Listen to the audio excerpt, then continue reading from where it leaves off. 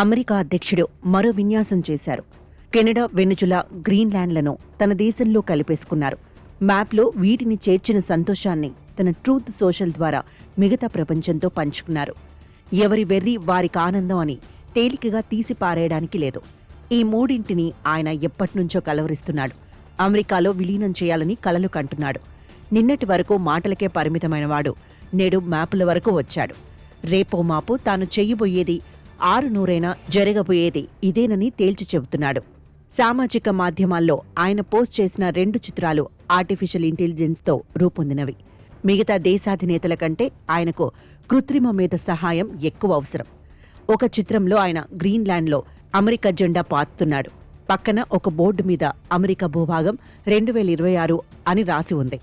మరో పోస్టులో కొత్త అమెరికా మ్యాప్ వెనుకన ఉండగా ఓవల్ ఆఫీసులో నాటో దేశాధినేతలతో ముచ్చటిస్తున్నాడు. యూరోపియన్ కమిషన్ అధ్యక్షురాలు Ursula von der, NATO secretary general Mark Rutte సహా ఫ్రాన్స్, ఇటలీ, బ్రిటన్ ఇత్యాది నేతలంతా ట్రంప్ ఉపన్యాసాన్ని అత్యంత భక్తి శ్రద్ధలతో వింటున్నారు. ఆయన 3 ప్రాంతాలను దురాక్రమించి తన దేశంలో కలిపేసుకున్నప్పటికీ వీళ్లెవరూ తలొంచటం వినా ఏమీ చేయలేకపోయారని ఆ చిత్రం సందేశం. వాళ్లకంత సీన్ లేదు అని ట్రంప్ చేస్తున్న వ్యాఖ్యలకు అనుగుణంగా ఇది రూపొందింది.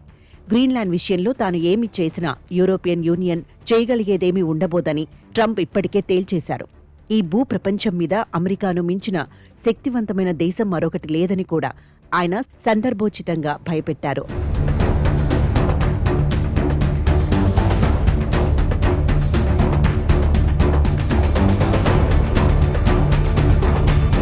అమెరికా రక్షణకు గ్రీన్లాండ్ అత్యావశ్యకమని, దానిని సాధించి తీర్తానని ట్రంప్ చెబుతున్నారు. అది కనుక రష్యా, చైనాల చేతుల్లోకి పోతే అమెరికా ఉనికికే ప్రమాదం కనుక కలిపేసుకోవాలన్నది లక్ష్యం. ఈ ఆర్కిటిక్ ద్వీపం పాక్షికంగా దానిని నియంత్రిస్తున్న డెన్మార్క్ అందుకు ఒప్పుకోవటం లేదు. గ్రీన్లాండ్ను కాపాడుకోవడం కోసం డెన్మార్క్ ఏకంగా కొత్త సైన్యాన్ని తరలించి ప్రచ్ఛన్న యుద్ధం కాలం నాటి కనిపిస్తే కాల్చివేత తరహా ఆదేశాలు కూడా అమల్లో పెట్టింది. అమెరికా సైనికులు కనిపించగానే ఉన్నత స్థాయి ఆదేశాల కోసం కూడా ఎదురు చూడక్కర్లేకుండా డెన్మార్క్ యోధులు తుపాకులు పేల్చవచ్చు. దృశ్యాన్ని ఊహిస్తే గలివర్ లిల్లీపుట్ చిత్రం గుర్తుకొస్తుంది. కానీ ఈ చర్యతో డెన్మార్క్ అందించిన ప్రతిఘటన సందేశం మెచ్చదగింది. అమెరికా పక్షాన నిలవకుండా డెన్మార్క్ను వెనకేసుకొస్తున్న ఐరోపా దేశాల మీద 10% సుంకాన్ని శిక్షగా విధించిన ట్రంప్, ఫ్రాన్స్ అధ్యక్షుడు మేక్రాన్ వంటి వారు పంపిన రహస్య సయోధ్య సందేశాలను సైతం బహిర్గతపరుస్తూ కయ్యానికి కాలుదూవుతున్నారు.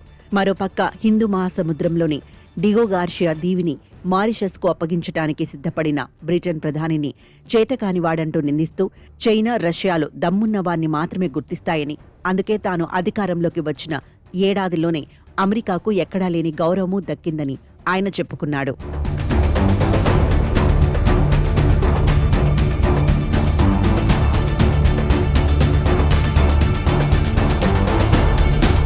గ్రీన్లాండ్ అమ్ముడుపోదని ఎందరూ నినదించినా మిత్రదేశాలు అడ్డం పడుతున్న నోరాడ్ ముసుగులో అమెరికా తన విమానాలను గ్రీన్లాండ్కు తరలించడం ఉద్రిక్తతలను పెంచుతోంది.